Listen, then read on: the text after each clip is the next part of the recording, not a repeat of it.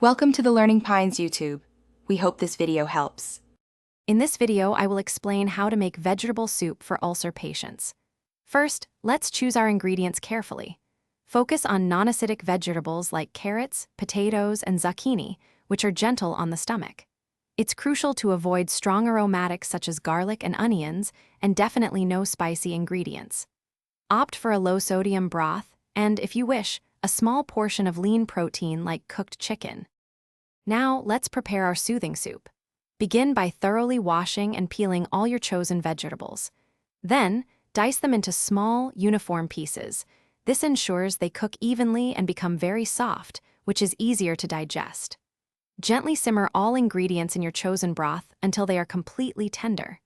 Remember, avoid frying or sautéing vegetables in oil, as this can be harsh on a sensitive stomach. To enhance the flavor safely, use mild herbs such as parsley, dill, or thyme. These add a lovely aroma without causing irritation. You can also add a small amount, perhaps 1 teaspoon, of olive oil for healthy fats and a richer taste. If you prefer a thicker soup, simply puree a portion of the cooked vegetables. Absolutely avoid black pepper, chili flakes, and any acidic spices. Finally, it's time to enjoy your healing soup. Always serve it warm, never excessively hot, as extreme temperatures can irritate. It's often best to consume small, frequent portions throughout the day rather than large meals.